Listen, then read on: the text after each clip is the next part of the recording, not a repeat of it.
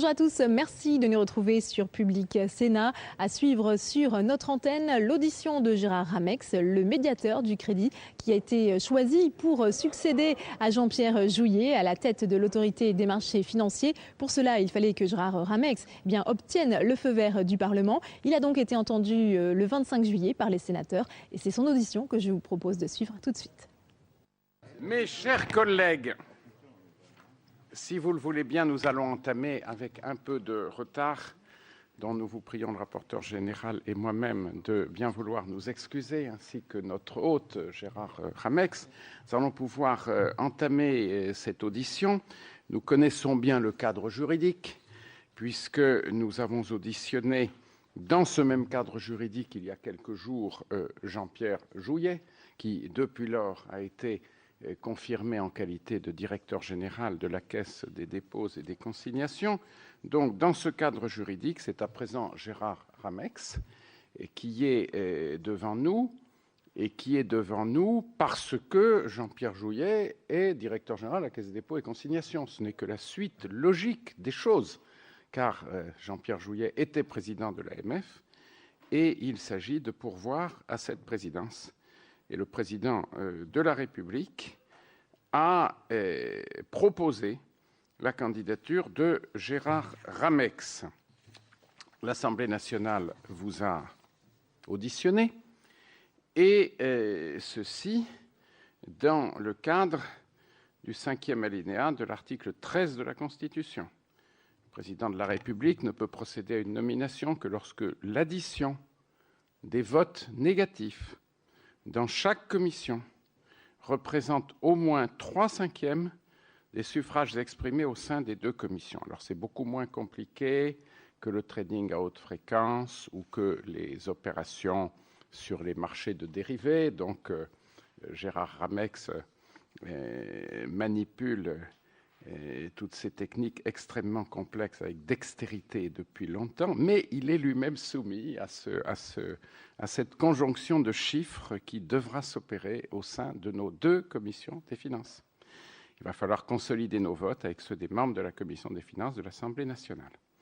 Je vous rappelle que d'après l'article 3 de la loi organique prise en application de cette disposition constitutionnelle, il ne peut y avoir de délégation lors d'un scrutin destiné à recueillir l'avis de la commission permanente compétente de chaque assemblée sur une proposition de nomination, selon la procédure du 5e alinéa de l'article 13 de la Constitution. En conséquence, seuls les présents voteront, et nous voterons en remontant dans notre salle habituelle des séances, puisque cette audition est publique, et toute audition de cette nature est publique, conformément à la loi organique précitée.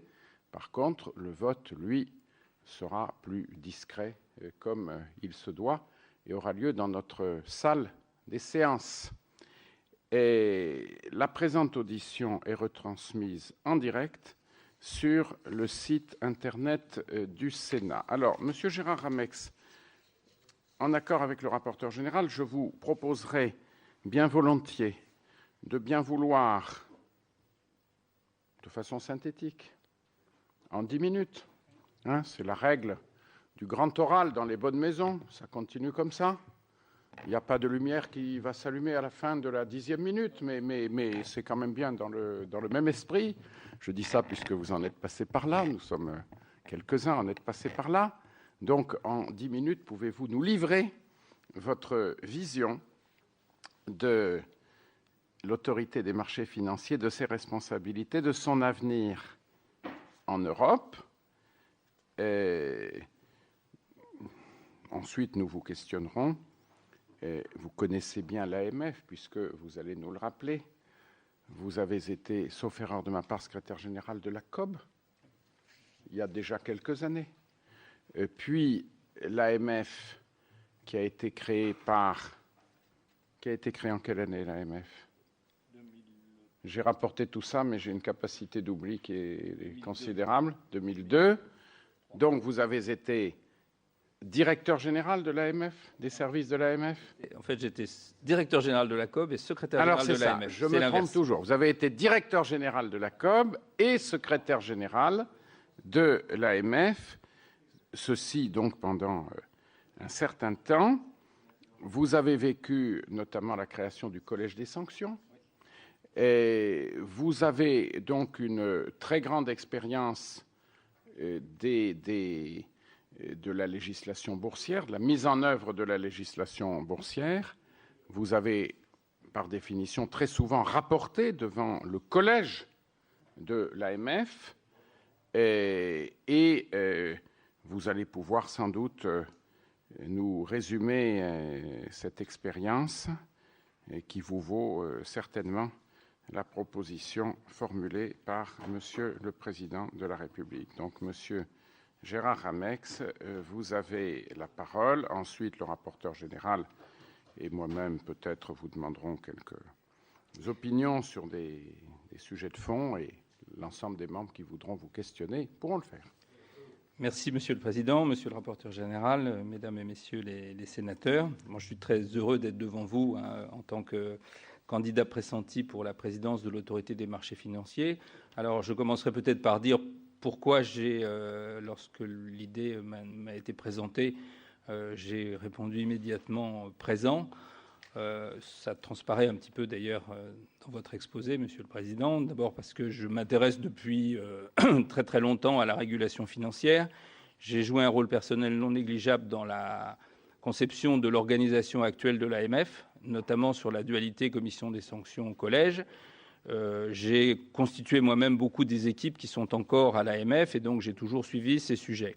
La deuxième raison, c'est que peu de temps après 12 ans dans la régulation financière, quitté ce domaine, j'ai repris du service dans un domaine connexe puisque je suis actuellement médiateur national du crédit aux entreprises et en même temps président de l'Observatoire du financement des entreprises. Et en un mot, la grande conclusion que je tire de ces travaux, c'est que du fait de Bâle III, sur lequel nous reviendrons peut-être, la tendance dans les prochaines années, ça ne se sent pas encore beaucoup, mais dans les prochaines années, va être à une réduction relative du financement bancaire et à une montée des financements alternatifs.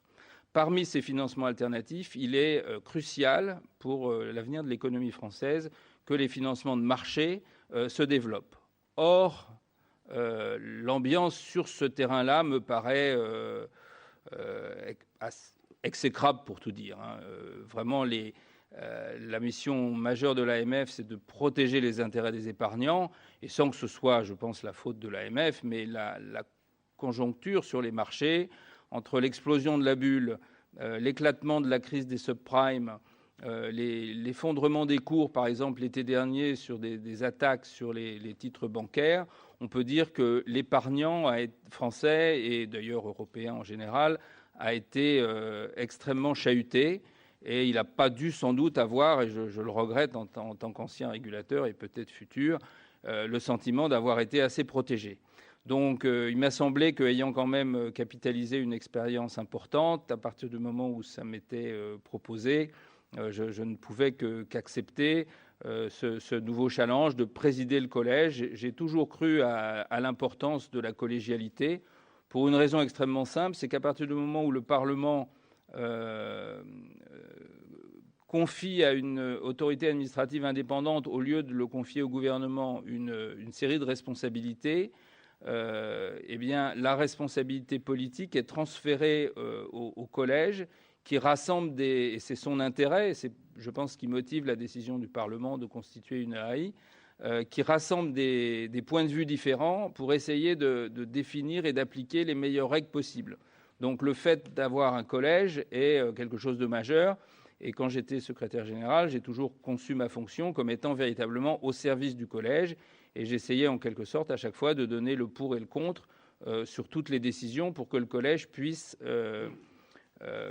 décider. Donc je n'ai pas de problème psychologique majeur à passer de la position de secrétaire général à celle de président, même s'il faudra que je me limite peut-être dans une certaine volonté d'être trop proche de l'exécutif, puisque j'aurai la responsabilité du collège. Et en général, le secrétaire général, il travaille plus que le président. Oui, alors ça me permettra de travailler peut-être un peu moins. J'ai beaucoup travaillé en tant que secrétaire général, c'est une autorité publique, en très très grande harmonie, presque complicité avec le président de l'époque, qui était le prédécesseur de Jean-Pierre Jouyet, qui était Michel Prada. qui accomplit une œuvre internationale en particulier extrêmement importante. Et je pense que je devrais approfondir mon expérience sur ce terrain. Notamment, je regrette beaucoup que les positions françaises au sein de l'ESMA aient assez curieusement plutôt reculé. Et je crois que Jean-Pierre Jouyet le regrette aussi. Nous payons peut-être, nous, en France, le fait d'avoir eu le bénéfice de la localisation géographique, puisque vous savez que l'ESMA est à Paris. Mais au début, le secrétaire général de César était français. Le président du collège de la COP puis de l'AMF jouait un rôle très important. C'est plus le cas aujourd'hui et ça me paraît fâcheux et donc j'attacherai personnellement une grande importance à l'ESMA. Alors sinon, vous m'avez demandé de dire quel était l'avenir de l'AMF. Bon, moi, mon premier réflexe, c'est dans un environnement extrêmement mouvant, avec des évolutions très très rapides, de ne pas oublier les fondamentaux. Il y a 4 piliers à l'action de l'AMF et je vais les décliner très très vite pour rester dans les limites. La première chose, c'est d'être capable d'enquêter et de punir lorsqu'il y a des dérapages par rapport à l'application des textes. Je suis abasourdi, par exemple, par ce que j'ai appris dans la presse sur le Libor. Alors, ce n'est pas immédiatement, directement dans le champ de l'AMF, mais elle peut quand même contribuer sans doute aux investigations. Ce qui s'est passé est proprement scandaleux. Et lorsqu'il y a des choses comme ça, il faut être très présent. La deuxième chose, c'est l'information financière. Vous savez qu'en théorie financière, le prix de marché est le juste prix en permanence parce qu'il intègre la totalité des informations qui sont délivrées. On peut avoir quelques doutes sur la perfection de cette théorie, mais en tout cas, ce qu'on sait, c'est que si l'information est cachée, eh bien, le prix ne peut pas être bon. Et donc, c'est un combat de tous les instants de la part du régulateur d'obtenir des émetteurs de titres qui sont cotés sur les marchés réglementés, ou sur des plateformes voisines d'ailleurs, qui sollicitent l'épargne publique, de donner les informations qui sont nécessaires. Et je suis bien placé pour savoir que ce n'est pas toujours facile, d'autant que les informations sont de plus en plus complexes, à vrai dire, à donner. La troisième chose qu'on oublie parfois un petit peu, c'est la gestion d'actifs. L'AMF est le grand régulateur de tous les professionnels qui commercialisent ou qui gèrent des produits financiers qui sont proposés au public. C'est une activité très très importante quantitativement. La gestion française est une des plus grosses gestions du monde et nos grandes entreprises de gestion ont des filiales dans le monde entier. Elles proposent des produits qui peuvent parfois être complexes. Il est très très important que la déontologie et puis la technique de description des produits, tout ça soit à la hauteur. C'est le troisième domaine. Le quatrième domaine englobe un petit peu tous les autres. C'est véritablement l'international. Je pense qu'on ne le dira jamais assez. Le temps où la COB faisait la pluie et le beau temps sur un marché français qui était largement autonome est complètement terminé. Maintenant, dès que vous investiguez sur une situation de marché, vous vous apercevez que de nombreux ordres, parfois la majorité, sont venus d'autres places financières que celles de Paris. Et il convient de savoir quelles sont les règles que ces places appliquent si on veut prononcer des sanctions ou alors on est dans des interprétations sur la territorialité des choses. Donc, je reviens un instant, le fait d'avoir une régulation européenne la plus unie possible est une nécessité absolue. On en est encore assez loin. Et deuxièmement, les conceptions européennes doivent être portées à ce qu'on appelle l'IOSCO en anglais et l'OICV en français, qui est l'international des régulateurs de marché, avec la SEC, la FSA britannique, etc. Et je pense que c'est une des tâches de l'AMF. Traditionnellement, elle l'a toujours fait beaucoup, avec une optique assez consumériste, assez protectrice de l'épargnant, mais qui doit quand même tenir compte, encore une fois, de l'extraordinaire évolution des techniques. Donc, pour terminer cet exposé, je pense que je suis techniquement assez près, que j'ai pris un peu de recul sans m'éloigner du monde de la finance, que je connais les limites et les difficultés du rôle du régulateur pour les avoir éprouvées dans de nombreuses situations, et que je suis donc plutôt bien placé, je pense, sans forfanterie, pour assumer ce rôle si les parlementaires veulent bien approuver les intentions du gouvernement et du président de la République. Merci, Monsieur le Président. Merci beaucoup, Monsieur Ramex. Alors, Monsieur le rapporteur général, le témoin est à vous. Merci Monsieur le Président et je remercie Monsieur Ramex des indications qu'il nous a déjà apportées en introduction. Je voulais compléter l'information de nos collègues au travers des questions auxquelles il voudra bien répondre. La première porte sur son parcours, vous nous l'avez un peu explicité. Nous avons, nous, le sentiment que la fonction de secrétaire général que vous avez occupée avec efficacité et la fonction de président du collège sont des fonctions sensiblement différentes. Peut-on considérer que l'expérience acquise est un atout? Est-ce que les qualités requises sont les mêmes? Vous nous avez parlé des capacités de travail qui ne sont pas apparemment tout à fait les mêmes au niveau des fonctions, mais je pense que c'est surtout au niveau de la différenciation entre les rôles exercés, parce que il y a une séparation fonctionnelle entre le secrétaire général qui décide de l'ouverture des enquêtes et le collège qui est l'autorité de poursuite. Et le fait que vous ayez quitté l'AMF voilà seulement 3 ans, serait-il par exemple de nature à remettre en cause certaines procédures en cours? C'est une question qu'on peut se poser. Ensuite, peut-être pourriez-vous nous donner votre sentiment sur les moyens actuels de l'AMF. Est-ce que vous pensez être en mesure de répondre à toutes les exigences que vous mentionniez tout à l'heure dans votre développement avec les moyens existants? Qu'est-ce que vous pensez des moyens à votre disposition? Quel est votre sentiment sur la place de Paris qui, votre prédécesseur nous l'avait explicité il y a quelques semaines quand il nous avait rendu compte des activités de l'AMF,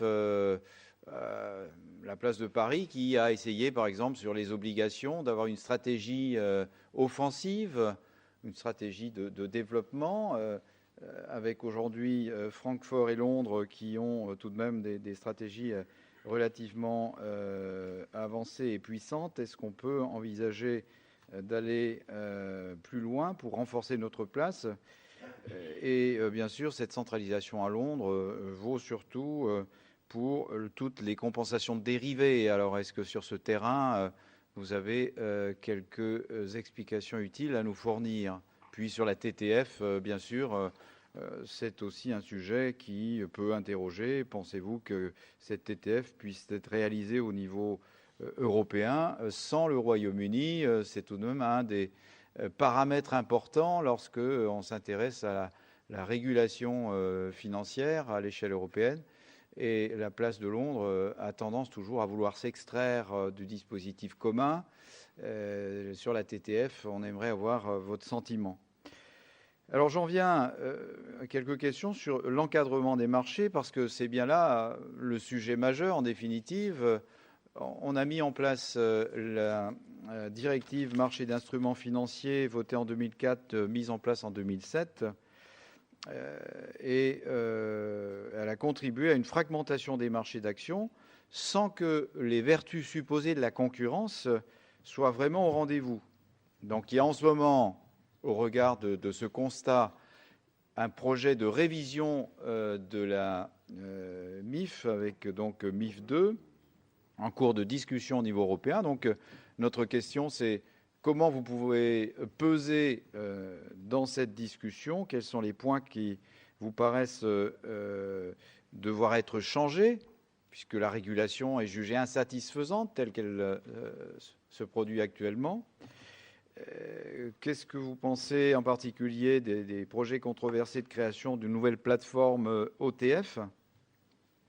Et puis, on a bien sûr des interrogations sur le marché des quotas de CO2 et également sur le marché des matières premières, sans oublier le trading à haute fréquence. Bref, on sent bien qu'il y a, au-delà des orientations dans lesquelles s'est inscrite la directive MIF, aujourd'hui, une effervescence qui est constatée à l'échelle européenne dans toutes les initiatives pour aller plus loin, parce que la régulation empêche la sphère financière de tourner comme elle avait pu le faire dans le passé.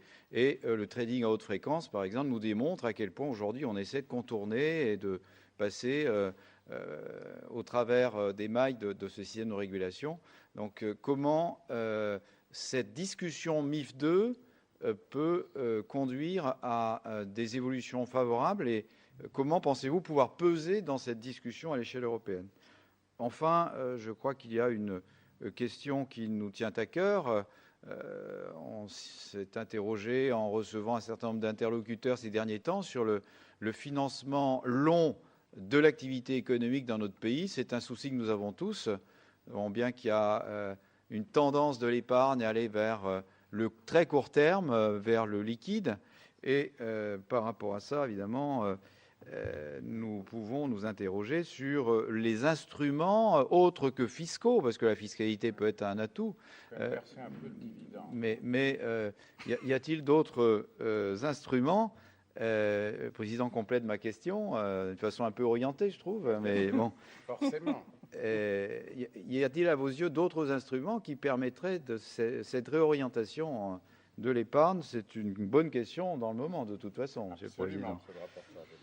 Et puis, enfin, dernière chose, l'éventualité de création d'une bourse spécialement dédiée aux PME et aux ETI est-elle une idée qui vous tient à cœur? Vous avez écrit un rapport remarqué avec Thierry Giamy sur le financement des PME, donc je pense que c'est un sujet que vous connaissez bien. Oui. Et c'est aussi une préoccupation aujourd'hui que nous avons dans cette nouvelle mandature, réorienter les moyens d'intervention vers les PME par les différents outils à notre disposition, la création de nouveaux outils. Donc la bourse PME, pourquoi pas? Qu'est-ce que vous pouvez nous dire à ce sujet? Voilà, Monsieur le Président, quelques questions pour éclairer un peu mieux la candidature de Monsieur Ramex, s'il veut bien nous répondre. Merci beaucoup, Monsieur le rapporteur général. Donc, Monsieur Ramex, comme vous le voyez, vous êtes incité à faire un panorama, à nous permettre de préciser le panorama sur toute une série de questions cruciales. Permettez-moi un ajout ponctuel, dans le sens d'ailleurs des questions du rapporteur général. Le marché des quotas de CO2, la Commission des finances du Sénat s'est efforcée d'approfondir cette problématique et notamment, vous l'avez cité tout à l'heure, avec l'aide de Michel Prada qui a délivré un rapport important sur ce sujet. Et pour nous, il s'agit bien d'un marché d'instruments financiers, ce qui doit permettre d'assurer la sécurité nécessaire des transactions, la transparence des transactions, et nous savons que des aléas sont survenus, que des fautes ont été commises dans certains pays sur ces marchés qui sont interconnectés sur le plan européen. Et il serait utile que vous puissiez nous faire part de votre réflexion à cet égard et sur le rôle que Paris peut jouer, parce que c'est naturellement derrière toutes nos questions techniques le souci que nous avons. Est-ce que Paris va être autre chose dans les années à venir qu'un relais institutionnel d'une autorité intégrée? Est-ce que les colonnes que vous avez évoquées seront des colonnes solides ou simplement des colonnes en carton, des colonnes en faux marbre, sans chapiteaux bien solides, bien caractéristiques? C'est en particulier, je terminerai par là, le doute, la préoccupation que nous pouvons avoir sur les marchés de matières premières. L'avenir de la régulation à la française sur les transactions de contrats matières premières. En d'autres termes, l'avenir du MATIF. Est-ce qu'il ne sera pas sacrifié, et la régulation française avec lui, dans le cadre de l'évolution de NAIS Euronext, évolution qui fera très certainement à la place de Londres, qui conférera à la place de Londres un rôle encore plus important dans les années à venir. Et la France, grand pays agricole, dont la première banque, même si elle a des difficultés, le Crédit Agricole, quelle est l'ambition qu'elle peut avoir pour être une place de référence en matière de négoce sur les contrats de matières premières? Voilà, Monsieur Ramex, vous avez le choix entre tous ces thèmes et voilà, vous allez pouvoir je vais essayer de les traiter nous tous. aider à être un peu plus intelligents sur tous ces sujets. Ça montre la diversité de la matière. Si vous voulez bien, je vais, avant de prendre les questions une par une, je vais en prendre deux qui me paraissent vraiment fondamentales. C'est l'avant-dernière question de Monsieur le rapporteur général sur le financement de l'activité, puisque la finance a pour but de financer de façon rationnelle les économies. C'est sa mission première, il ne faut pas qu'elle l'oublie. Et deuxièmement, ce qu'on peut faire à Paris. Alors, sur le financement, si vous voulez, moi j'ai deux convictions. La première, je l'ai déjà exprimée, je la réexprime. Toute chose égale par ailleurs, le modèle financier français qui repose avant tout pour les entreprises moyennes et intermédiaires sur un financement bancaire est un modèle qui est non pas mis en cause, mais menacé au moins marginalement par les accords de Bâle III. Donc il faut que nous nous préparions à avoir des solutions de financement alternatifs. Alors je ne vais pas faire un exposé là-dessus très très long parce qu'il y a heureusement beaucoup de solutions possibles. Ce qui est certain, c'est qu'il serait de l'intérêt général que beaucoup de ces solutions passent par le marché. Alors je pense à des solutions inspirées de la technique de la titrisation, même si le mot a été un peu discrédité, même largement discrédité par l'affaire des subprimes. Je pense aussi à des affaires de cession de portefeuille. Vous avez eu par exemple des accords récents entre deux grandes banques et un grand assureur, le plus grand assureur français, qui a accepté de reprendre 80% d'un portefeuille de crédit bancaire accordé par chacune de ces maisons, qui sont le Crédit Agricole et la Société Générale.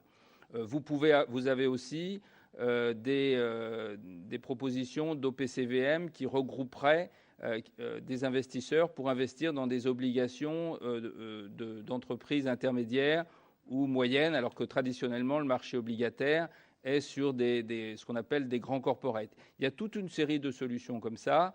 Moi, pour dire de façon synthétique, je pense, qu'il faut les explorer systématiquement, et deuxièmement, qu'il faut au maximum passer par des mécanismes de marché qui ont le mérite de donner la liquidité et un prix le plus juste possible.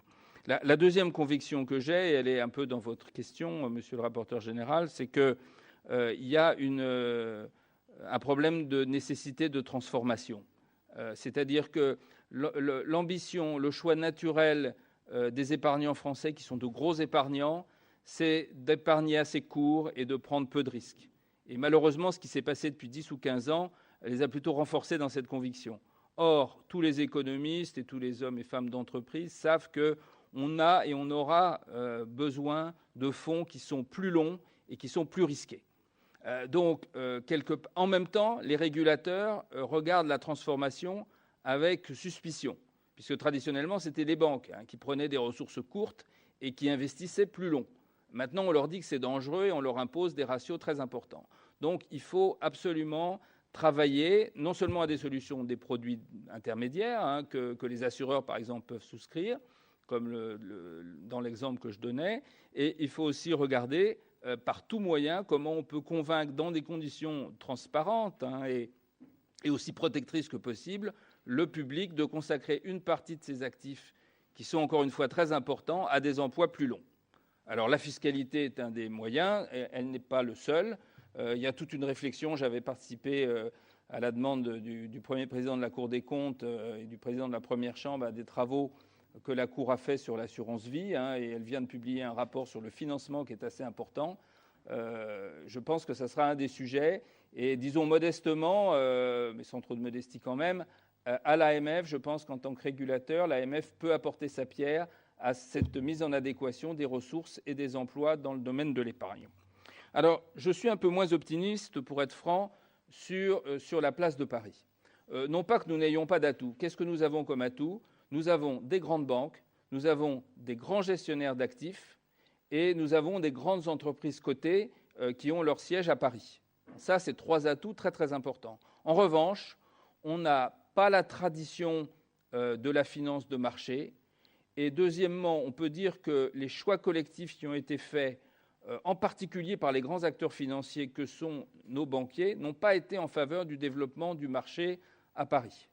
C'est-à-dire que, sans entrer dans le détail, jusqu'à une époque récente, les institutions de place, hein, les organismes de règlement livraison, de compensation, ou l'entreprise de marché étaient en partie contrôlées par des acteurs français, et c'est de moins en moins le cas. C'est plus le cas avec l'entreprise de marché, puisque elle est contrôlée en fait par des fonds qui sont internationaux en réalité. Et vous savez tout ce qui se passe sur le règlement livraison et sur la compensation. On a beaucoup de mal à faire que l'essentiel, le cœur des opérations reste à Paris. Et notre ambition pour l'instant, c'est que ce qui est vraiment sur des produits français reste à Paris, mais on est assez mal placé dans la compétition internationale.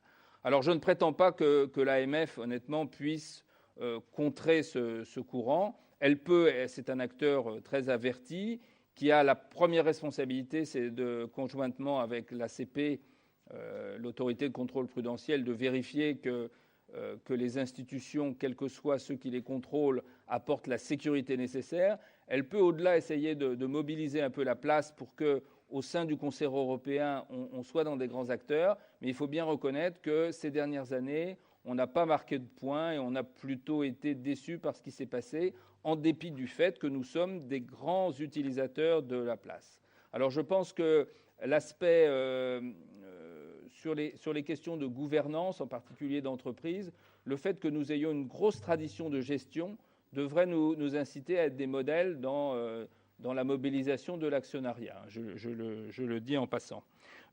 Sur question connexe, hein, sur la bourse des PME, je ne vais pas vous infliger le résumé du rapport que j'ai fait avec mon ami Thierry Giamy.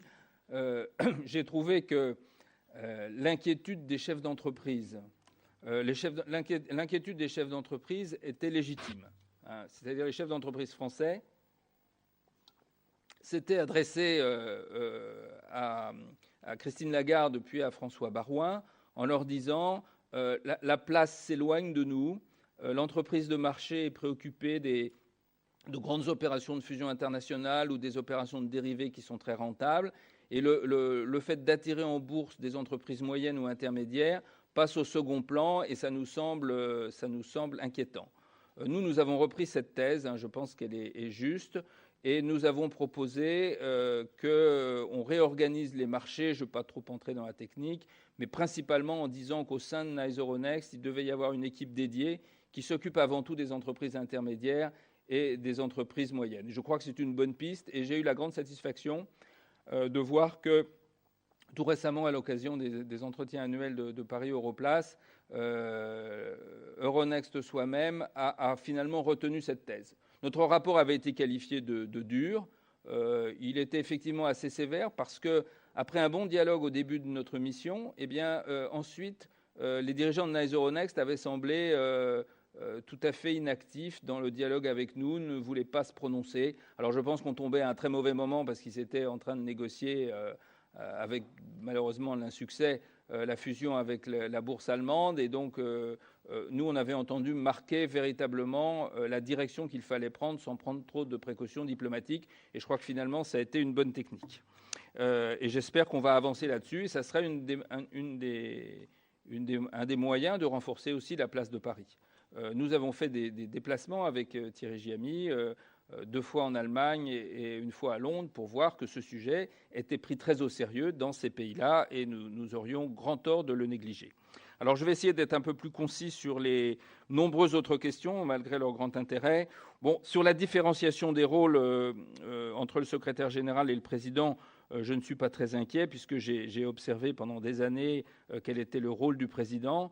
Je pense qu'à part une responsabilité générale, il y a une responsabilité de communication, hein, de gardien de l'image de l'autorité. C'est très très important d'avoir une image véritablement solide, de sérieux, de professionnalisme, de volonté de protéger les épargnants tout en maintenant des acteurs au fait des techniques modernes. On ne peut pas toutes les proscrire sur notre place, hein, en faisant un petit îlot comme chez Astérix. Hein. Il faut rester moderne tout en protégeant notre marché.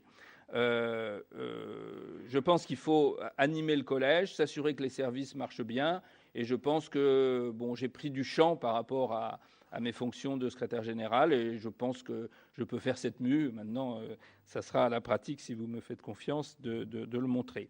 Sur la question enquête, poursuite, sanction est très pertinente. J'y ai réfléchi un petit peu.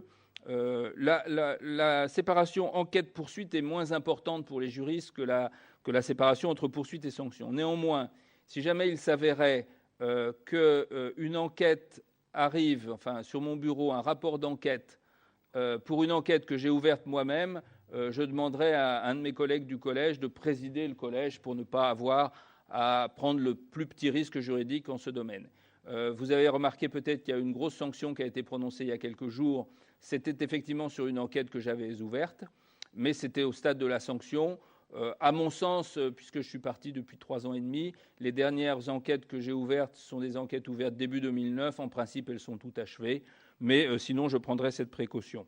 Sur le plan des moyens, bon, je ne peux faire à ce stade qu'une réponse générale. Je pense qu'ils sont assez satisfaisants. Si vous voulez, les équipes préféreraient toujours avoir plus de moyens. Je pense qu'il faut surtout insister sur les recrutements de grande qualité, parce que c'est un métier très très technique. Et si on veut pouvoir, sinon tenir la dragée haute, du moins être pris vraiment au sérieux par des professionnels, il faut pouvoir recruter les commissaires aux comptes, les financiers, les juristes de bon niveau. Mais je ne pense pas qu'il faille multiplier quand même les effectifs.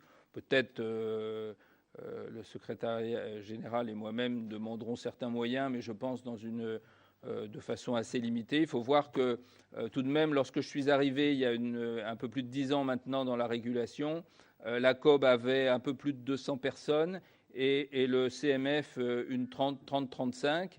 Et aujourd'hui, il y a maintenant 450 personnes à l'AMF. Donc on a quand même une taille qui, sans être énorme par rapport aux Britanniques ou aux Américains, permet quand même de jouer.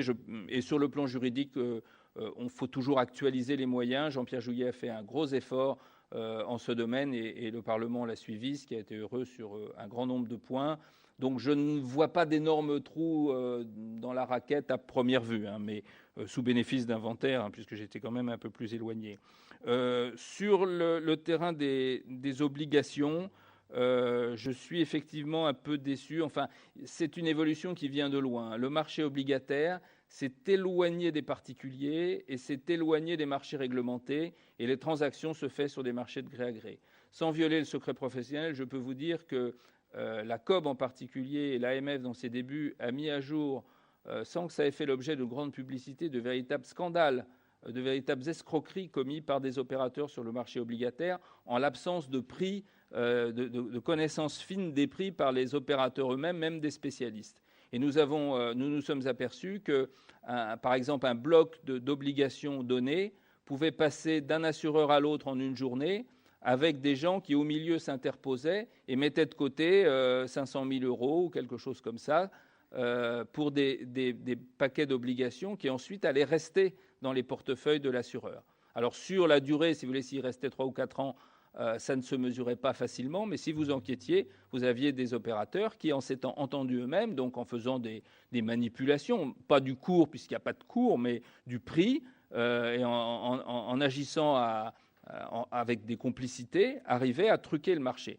Donc je pense qu'à la fois pour redonner de la transparence, un accès plus grand à des épargnants, et l'action entamée qui consiste à avoir un marché officiel, si vous voulez, réglementé sur l'obligataire est quelque chose qui va dans le bon sens. Alors je regrette parce que ce qu'on me dit, c'est que la première étape a été franchie, mais que pour des raisons qu'il faudrait leur demander, les grandes banques, les grands courtiers ont encore convenance à échanger sur le marché de gré à gré, alors même que tous les outils sont présents sur le marché obligataire. Alors je ne prétends pas résoudre à moi seul le problème, mais c'est quand même une question qui est tout à fait importante. En plus de ce que j'ai déjà dit sur les PME ETI, je suis persuadé qu'il va falloir créer un marché, et ce n'est pas facile, d'obligations ou de groupes d'obligations pour des entreprises moyennes et intermédiaires qui n'auront plus accès aussi facilement qu'aujourd'hui à des financements bancaires. Sur les dérivés, c'est un immense sujet. Le sujet essentiel, si vous voulez, c'est de les faire passer par une chambre de compensation. Alors c'est en cours. Alors, je n'ai pas suivi tous les détails, donc je préfère m'en tenir aux grandes lignes. Il faut absolument appuyer à fond ce phénomène de centralisation. L'explosion invraisemblable des dérivés est quelque chose qui peut très difficilement se contrôler de Paris. En tout cas, ce qu'on peut faire, c'est faire que ça ne soit pas une multiplicité de transactions bilatérales, mais que ce soit des transactions organisées de façon à ce qu'il y ait au moins une chambre de compensation, qui ait les positions des uns et des autres et qui les compense. Ça permettrait d'éviter, sinon tous les périls, du moins une partie. Alors, sur la taxe sur les transactions financières, bon, je ne vous dirai pas des choses très originales. Je pense que c'est parfaitement possible et même tout à fait souhaitable. 2, il faut le faire dans des conditions qui ne nuisent pas trop à la place de Paris et pas trop aux places européennes. C'est aussi simple que ça. On navigue entre ces deux choses. C'est faisable et souhaitable parce que d'abord, s'il y avait une taxe, peut-être qu'il y aurait un peu moins de transactions inutiles ou d'ordre retiré ou de choses comme ça. Et la finance, dans son rôle économique, serait tout à fait aussi efficace et un peu moins éparpillée dans ses moyens et dangereuse dans ses techniques. Donc c'est parfaitement possible. En même temps, comme c'est la matière la plus fluide qui existe, la matière financière, si vous avez des places sur lesquelles il n'y a pas cette taxe, il y a un gros risque que les opérations les plus contestables s'y déplacent. Donc c'est là où il faut des accords internationaux importants. Voilà ce qu'on peut dire sur ce sujet. Mais nous, notre direction à suivre, elle est claire. Dans une certaine mesure, je pense que si on a déjà un accord au sein de l'Europe, même au sein de l'Europe continentale, on peut déjà commencer à faire quelque chose. Sur la MIF, j'ai jamais été honnêtement un grand laudateur de la MIF. La MIF a été faite par des gens qui étaient obsédés par l'idée de faire baisser les prix. Ça a marché dans une certaine mesure, mais je pense que ce qu'on a obtenu en baisse de prix, on l'a plus que reperdu, sincèrement, sur le manque de clarté dans la fixation des prix et sur la fragmentation des marchés. Alors, je ne suis pas au fait de tout le détail des négociations de MIF 2, mais j'ai aucun doute sur la nature des positions qu'il faut défendre. Il faut essayer de faire en sorte que le plus possible, les marchés réglementés, qui sont eux-mêmes en concurrence les uns avec les autres, ne soient pas désavantagés. Peut-être on ne peut pas les privilégier, mais au moins ne pas les désavantager, et exiger que les principales plateformes, si vous voulez, appliquent des règles minimales garantissant qu'il y a un processus de prix et de connaissance des transactions suffisant. Quant à créer de nouvelles plateformes qui seraient encore différentes de celles qui existent, je n'ai pas encore étudié le sujet de façon précise, mais a priori, j'en vois pas franchement la nécessité. On a déjà énormément de plateformes. Je ne vois pas pourquoi on en voudrait d'autres, mais honnêtement, il faudrait que je suis plutôt un technicien, moi, au départ. J'aime bien avoir le texte et j'avoue que je ne l'ai pas encore étudié. Sur le trading haute fréquence, bon, c'est un mal moderne, né de la technique. Nous avions obtenu, il y a quelques années, une sanction d'une petite équipe qui était un peu des innovateurs dans le domaine du trading de haute fréquence, et nous avons pu les sanctionner en considérant que la rapidité avec laquelle ils envoyaient des ordres et les annulaient constituait une manipulation du cours.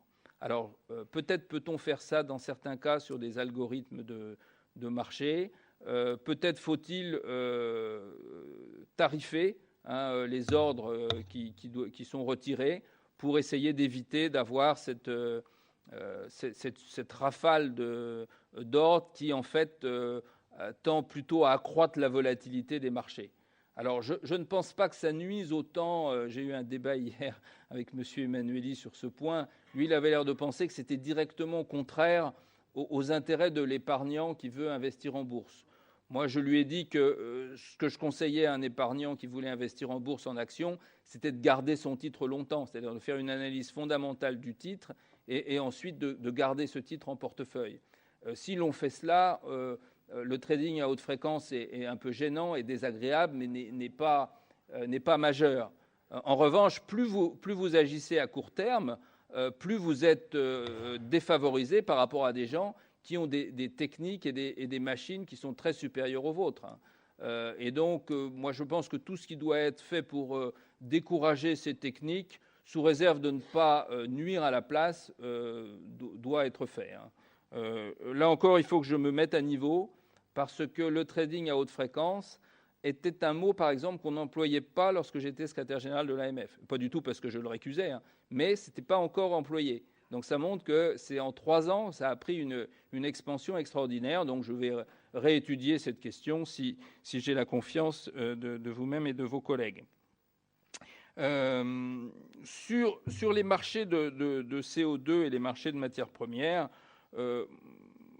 moi, j'irais assez dans le sens que j'ai cru deviner de votre part, Monsieur le Président, c'est-à-dire, et Monsieur le rapporteur général aussi d'ailleurs, nous avons une expérience des marchés assez importante.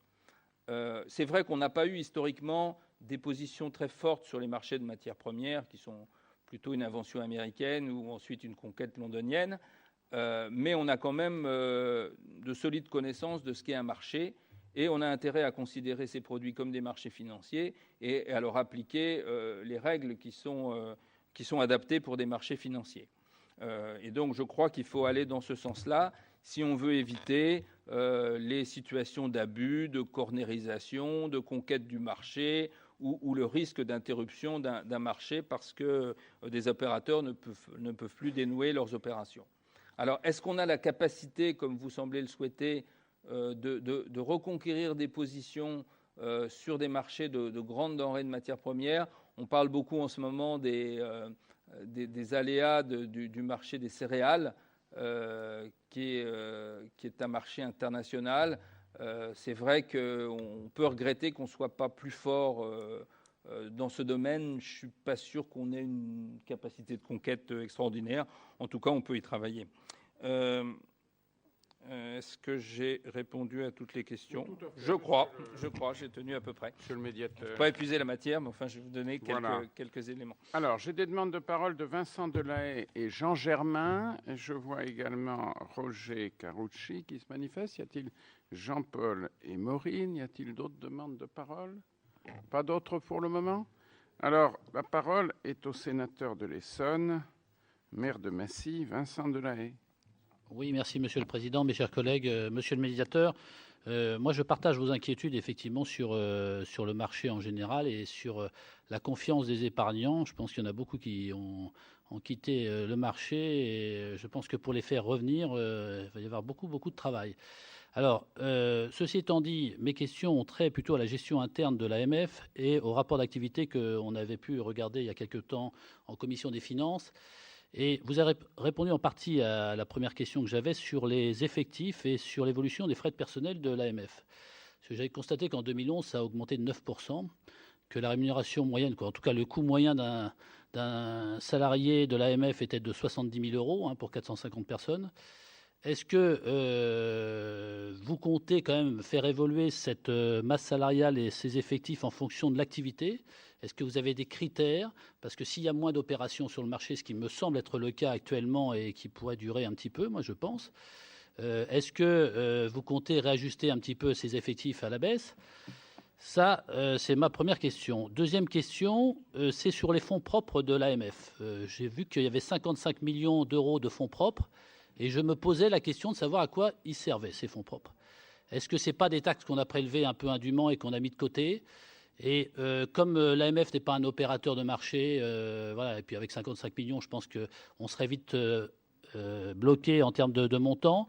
Je me pose des questions sur cette capitalisation qui, pour moi, n'a pas beaucoup d'intérêt. Et puis la dernière question, ça a lieu à la transparence. Dans le rapport d'activité, on avait la surveillance de la transparence des sociétés par rapport à la communication de la rémunération de leurs dirigeants.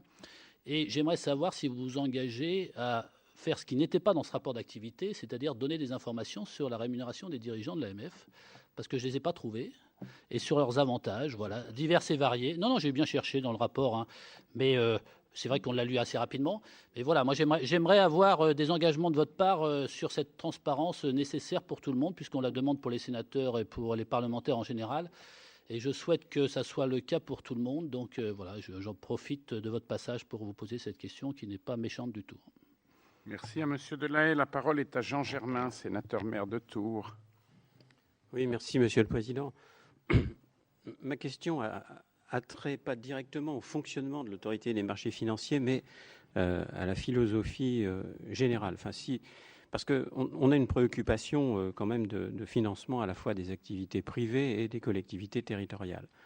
Donc, dans votre exposé, on a bien ressenti la présentation des choses, mais je voudrais en être sûr. Donc, il y a un financement traditionnel, les banques, les assurances, avec des autorités de contrôle. Et puis, c'est développé depuis quelques années et de plus en plus rapidement ce qu'on appelle la finance de marché, c'est-à-dire des lieux où finalement des capitaux rencontrent ceux qui ont besoin de capitaux pour se développer, généralement des entreprises, mais aussi maintenant, parfois, sous la contrainte, des collectivités territoriales. Et donc, il y a des actifs qui s'échangent, qui peuvent être des actions, des obligations, voilà, et que ça peut être un marché à court terme, à terme, etc. Bon.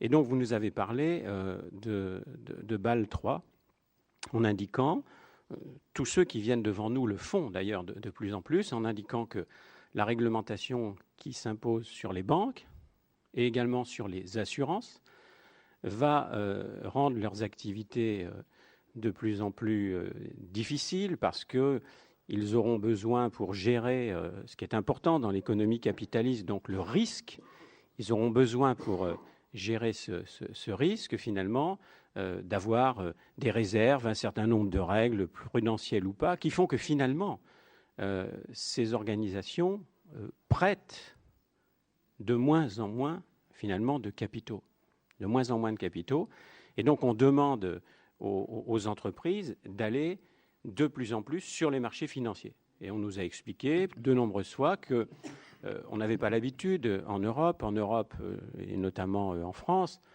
et peut-être aussi en Allemagne, mais que c'était très développé dans le reste du monde anglo-saxon. D'un autre côté, on nous annonce qu'il va falloir que le modèle de la banque universelle est terminé et qu'on va subdiviser finalement les activités des banques en deux.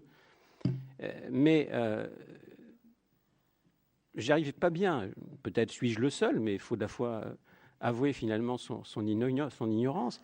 J'arrive pas bien à comprendre ce système qui vise de plus en plus donc à rendre difficile, pour des raisons diverses, mais une incurie, des risques inconsidérés à un certain moment, les prêts par les banques, où dans le même temps la BCE essaye de leur donner des liquidités à court terme pour qu'ils arrivent à faire des choses, mais ils ne peuvent plus le transformer finalement en crédit moyen ou long terme. On rend de plus en plus difficile aussi les placements des assurances pour diminuer les risques. On nous incite à aller sur le marché financier, donc on lui demande de se réguler de plus en plus.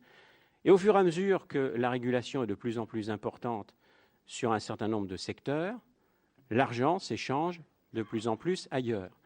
Et donc, au fur et à mesure qu'on nous demanderait une intégration en Europe de plus en plus importante, le marché des finances, finalement, s'éloignerait de plus en plus de nous. Alors, je veux dire, ça m'inquiète un peu.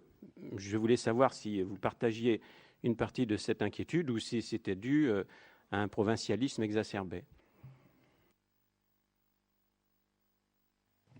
Qui nous fait du bien, chers collègues, car les questions que vous posez sont tout à fait fondamentales et j'oserais dire que je souscris très largement à ce que vous avez dit, au paradoxe que vous avez exprimé. C'est bien un point fondamental que vous avez abordé. Alors, à présent, le ministre Roger Carucci.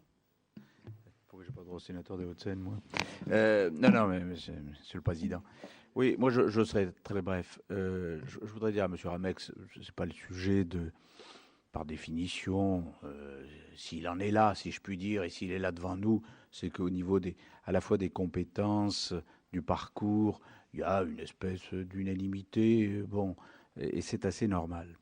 En revanche, moi je suis très sensible au fait que depuis plusieurs années, il y a eu beaucoup de critiques sur l'AMF. Pas sur le fonctionnement interne, les moyens, bon, très bien, ça c'est normal, le futur président de l'AMF devra s'en occuper. Mais pour un citoyen, pour un épargnant, et vous l'avez dit vous-même, l'inquiétude est là, l'absence de certitude ou en tout cas de garantie est permanent et pèse lourdement sur beaucoup de familles, sur beaucoup d'épargnants. Vous dites vous-même, les épargnants se détournent, les épargnants n'ont plus confiance, mais finalement, c'était le rôle de l'AMF de rassurer, de garantir, d'informer, de protéger. Et aujourd'hui, on se dit, bon, peut-être que l'AMF est surdouée sur des domaines techniques extrêmement performants, mais sur la protection des épargnants, sur l'information des épargnants, c'est pas terrible. Alors, en la matière, vous l'avez reconnu vous-même, qu'est-ce que, j'allais dire, vous pourriez avoir comme proposition, je ne vous demande pas de définir une politique complète de protection de l'épargnant, mais qu'est-ce qui vous a apparu comme manque, peut-être dans les années récentes, sur cette protection et cette information des épargnants pour les faire revenir à, sinon à meilleure fortune, en tout cas à meilleur sentiment. Deuxième élément, et là ce n'est pas une question, c'est une observation sur la place financière de Paris. En 2010, en liaison d'ailleurs avec Jean-Pierre Jouyet, nous avions fait un rapport pour essayer de voir comment on pouvait renforcer la place financière de Paris entre une espèce de cohésion entre Ville de Paris, région Île-de-France, association des banques, etc., etc. Ce rapport est sûrement très bien. La preuve, c'est que nous l'avons co-signé, donc il était par définition remarquable. Il est resté naturellement lettre morte. C'est-à-dire que toutes nos propositions de la fin 2010, je pense en juillet 2012, n'ont pas connu le début d'un iota de réalisation. Est-ce que quelque part, pas seulement l'AMF d'ailleurs, mais est-ce que quelque part l'ensemble des autorités financières, bancaires, des grandes entreprises installées à Paris n'ont pas acté le fait que c'est comme ça, il valait mieux passer par Londres, il valait mieux faire autre chose, mais est-ce qu'il y a encore une vraie volonté aujourd'hui de défendre la place financière de Paris? En effet. Alors, la parole est au président Jean-Paul Émorine. Merci, Monsieur le Président. Mes chers collègues, moi, une question très rapide. Je voulais poser à M. Ramex. Vous avez évoqué, M. Ramex, la taxe sur les transactions financières. Comment voyez-vous le rôle de l'AMF dans la mise en œuvre de cette taxe sur les transactions financières? Merci beaucoup. La parole, c'est le dernier orateur inscrit pour le moment, non? L'avant-dernier? Président Jean Arthuis. Merci, Monsieur le Président. Deux questions. Au moment où le contrôle prudentiel va s'européaniser, comment voyez-vous, Monsieur Ramex, le devenir de l'AMF au plan européen? D'abord, à l'échelon de la zone euro. Pensez-vous que nous soyons à la veille d'une forme de rapprochement entre les autorités de marché financier, et ceci pour tendre vers sans doute une plus grande efficacité? Deuxième question, le rapport d'activité de l'AMF est tout à fait intéressant. On est étonné de ne pas y trouver un rapport de certification de la sincérité des comptes de l'AMF. Alors, voulez-vous nous dire qui contrôle les comptes de l'AMF et qu'est-ce qui s'oppose à ce qu'il soit fait mention d'une opinion attestant de la sincérité de ces comptes? Savoir qui contrôle les contrôleurs, n'est-ce pas? Qui se pose toujours. Président Charles Guéné. Oui, merci, Monsieur le Président. Non, je voulais simplement et brièvement compléter peut-être l'interrogation de notre collègue Germain pour demander à Monsieur Ramex s'il ne pensait pas que la perte d'influence donc de la place de Paris dans le nouveau contexte Bâle III et de transformation de notre système de régulation ne tenait pas aussi d'une façon importante au fait que nos amis anglo-saxons ont des fonds de pension beaucoup plus importants que nous, qui fonctionnons avec des systèmes de retraite par répartition. Merci beaucoup. Alors là, je crois, last but not least, Joël Bourdin, président de la délégation sénatoriale à la prospective, parmi d'autres choses. Merci, Monsieur le Président. Une simple petite question. L'AMF a, dans ses missions, le respect de la déontologie en matière financière et peut faire des observations, peut même aller plus loin que ça, puisqu'elle peut alerter les pouvoirs judiciaires. J'aimerais savoir s'il y a des réflexions dans le cadre de l'AMF sur le mode de fonctionnement et la composition d'ailleurs des comités de rémunération des sociétés cotées. Merci beaucoup à Joël Bourdin. Alors, Monsieur Ramex, je vais vous demander de bien vouloir rassembler vos réponses à ces différentes questions. Vous voyez que la Commission des finances du Sénat s'efforce d'entrer dans le détail des sujets, qu'elle va sur le fond des choses. C'est peut-être un peu différent d'une autre assemblée devant laquelle vous êtes allé tout récemment. Enfin bon, nous aimons bien affirmer un peu notre différence. Et voilà, donc à vous de faire un joli paquet avec toutes les réponses. Voilà. Merci, Monsieur le Président. Alors, effectivement, beaucoup de questions. Sur l'ajustement des effectifs, quand je suis arrivé à la médiation du crédit, René Ricol avait rassemblé une équipe au niveau national de 40 personnes. Elle est aujourd'hui de moins de 20. Donc, c'est pour vous dire que, à titre personnel, et c'est pas du tout parce qu'il y avait trop de monde, c'est parce que le nombre des dossiers de médiation a baissé. Donc, j'ai baissé les effectifs en même temps, tout en ayant à cœur d'avoir des gens de grande qualité. Alors, je ne dis pas que ce soit ce qu'il faut faire à l'AMF, hein, parce que même si le marché n'est pas extrêmement actif en ce moment, le nombre des sujets abordés justifie le recrutement de pas mal de spécialistes. Mais enfin, personnellement, moi, je ne pense pas qu'une institution est d'autant plus puissante qu'elle a un grand nombre de gens. Sur les fonds propres, il faut voir que l'AMF est financée par toute une série de prélèvements qui sont variables en fonction de l'état du marché. Et donc, il est assez logique qu'elle ait un fonds de roulement. En fait, ces fonds propres représentent ce fonds de roulement. Alors, bon, 55 millions, c'est relativement confortable, c'est pas excessif. Historiquement, ça vient du boom, hein. C'est-à-dire, à chaque fois qu'il y a eu un boom de marché, il y a eu un surcroît de recettes. Et dans les périodes de vache maigre, l'AMF reprend sur son fonds de roulement. Bon, il faut l'ajuster. Je dirais qu'il y a peut-être une petite marge de manœuvre, mais ce n'est pas énorme. Ces fonds sont placés, d'ailleurs, dans le circuit du Trésor. Sur la rémunération des dirigeants, et je ferai un paquet avec la dernière question qui m'a été posée par M. Bourdin. Donc, au départ, ce n'était pas une attribution centrale de l'AMF que la gouvernance d'entreprise. Elle s'en est occupée pourtant dès le temps de la COB, en essayant de pousser le patronat, les associations patronales, la FEP, le MEDEF, à prendre des textes. Ensuite, à la suite de l'éclatement de la bulle, il y a eu un travail législatif qui a été assez important. Donc, l'AMF a calé son action dans ce cadre-là. Alors, il est permis de penser que la transparence n'a pas eu tous les résultats escomptés, puisque ceux qui étaient en faveur de la transparence pensaient que ça entraînerait une certaine modération. Il a fallu attendre plusieurs années pour que le niveau des rémunérations soit publiquement critiqué, pour parfois le caractère vraiment très très important de ces rémunérations.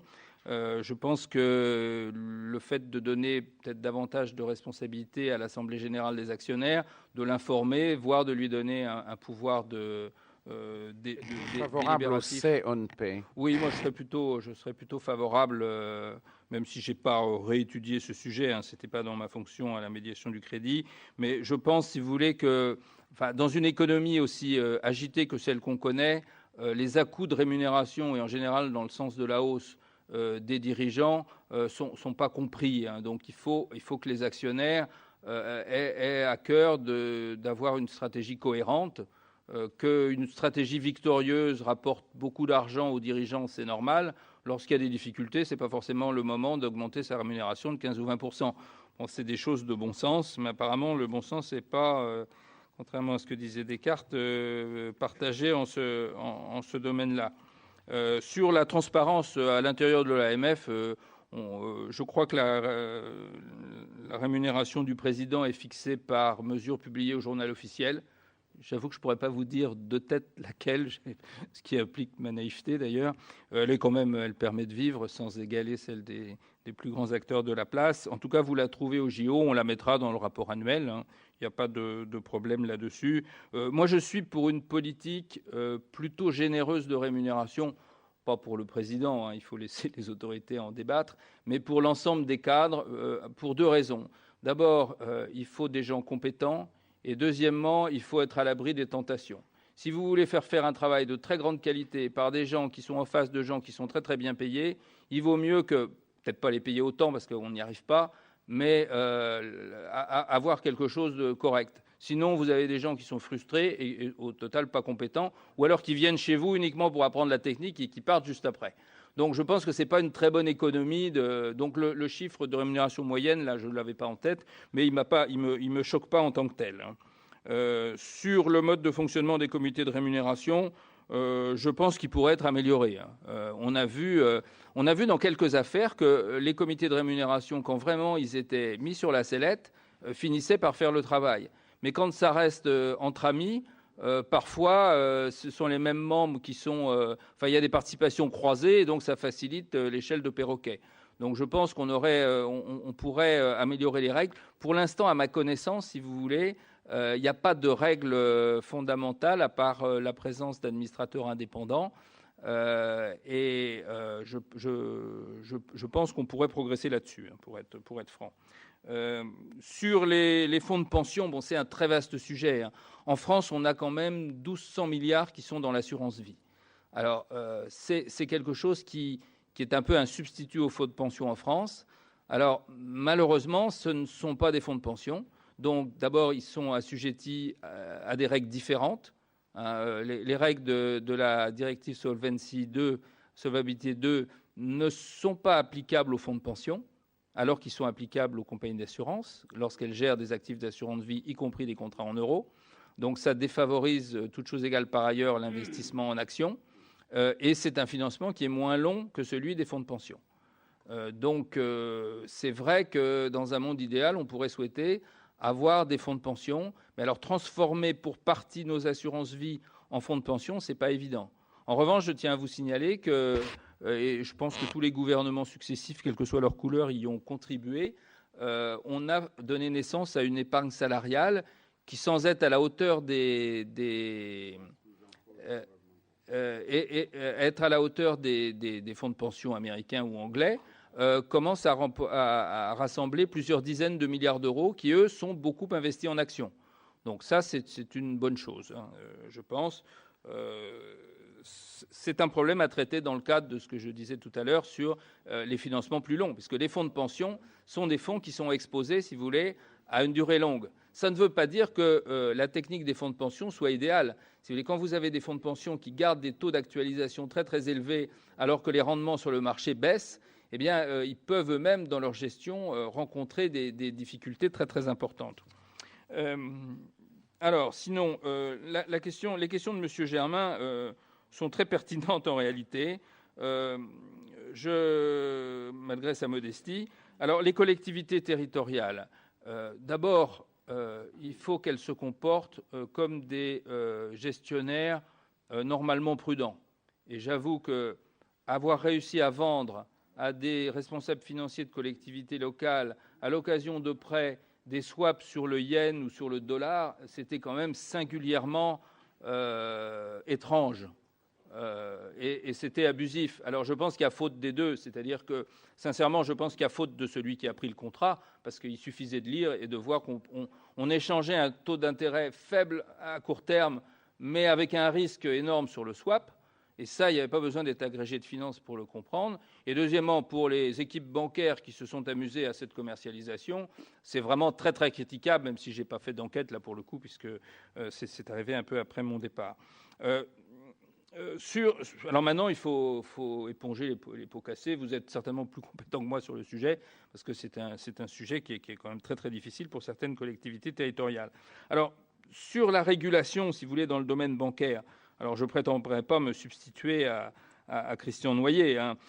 C'est vrai que plus on régule une partie du domaine, plus les opérateurs audacieux ou peu scrupuleux essayent de déplacer leurs opérations vers les zones d'ombre. Alors, je n'ai pas la martingale totale, hein. Je pense que le fait d'isoler la partie banque de détail et la partie banque de marché ne répond pas à toutes les questions, mais va plutôt dans le bon sens. Ça va rassurer vous et moi qui avons notre compte de base dans une banque. On se dira qu'on est à l'abri d'opérations fantaisistes en banque de marché. Bon, néanmoins, on voit bien que l'expérience de la crise montre que des banques de détail ont fait des bêtises suffisantes à elles toutes seules sans être banque de marché, que des banques de marché pures, on peut aller dans le mur aussi. Donc, ça ne servira pas à tout régler. Bon, ça peut donner une certaine assurance. Quant aux opérations hors marché, qu'on appelle dans le langage moderne le shadow banking, c'est vrai qu'il faut arriver à le réguler d'une certaine façon. Moi, je suis, sans être un grand spécialiste, je pense que fondamentalement, sur tous ces sujets de paradis fiscaux, de hedge funds, d'opérations hors marché, c'est en régulant correctement les banques qu'on les régule. Parce que quand vous avez un hedge fund qui fonctionne ou des opérations de shadow banking massives, elles ont leur contrepartie dans des prêts qui sont faits par des banques new-yorkaises, londoniennes, voire françaises. Donc, il y a une certaine hypocrisie dans ce domaine-là. Et donc, si on veut vraiment, si vous voulez, que les choses soient plus transparentes, il faut arriver à discipliner un peu plus ces banques.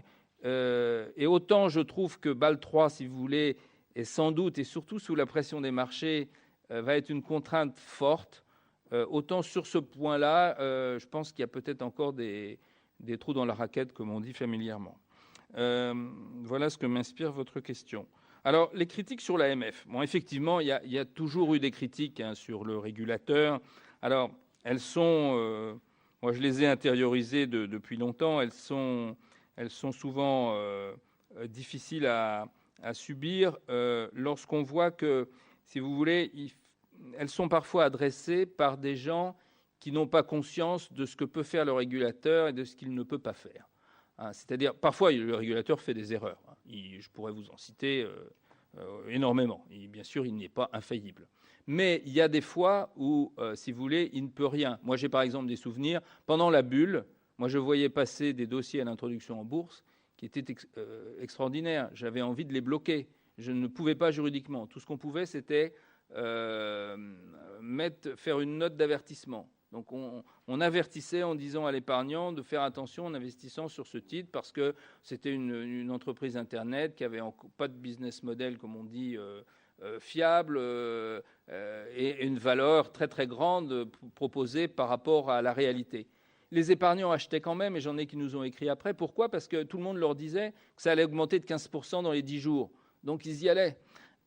Et leur régulateur, là, ne pouvait rien. De la même façon, si vous voulez, les décisions, la crise financière est pour partie liée à l'afflux de liquidités qui vient de la politique qu'Alan Greenspan a menée il y a une dizaine d'années. Ça a eu des répercussions sur les marchés, mais la capacité de l'AMF, si vous voulez, à contrer une opération aussi vaste que celle des subprimes était extrêmement difficile.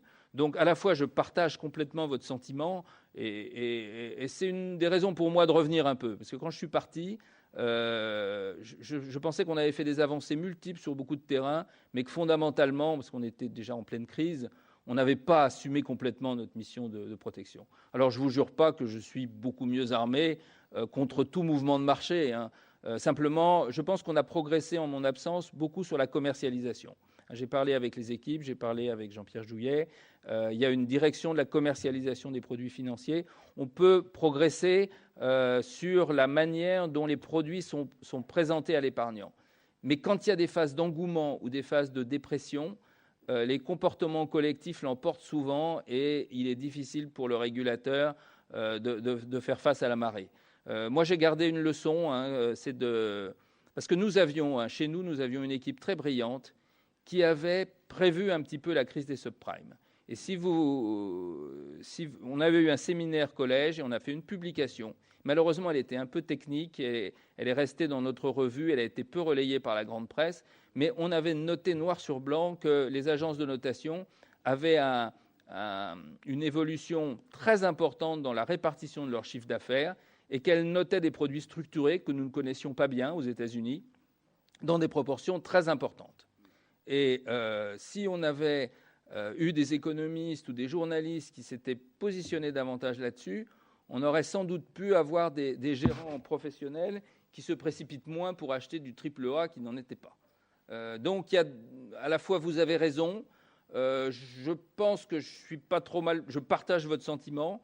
J'en ai gardé le sentiment qu'il fallait, quand on notait quelque chose comme ça, parler haut et fort, tout en sachant quand même qu'on n'est pas toujours entendu parce qu'il y a un court-termisme terrible dans le monde de la finance.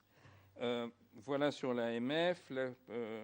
Sur la place financière de Paris, j'ai déjà parlé, donc je ne veux pas trop revenir là-dessus. Je pense qu'il faut avoir une discussion entre Bercy et les grandes banques.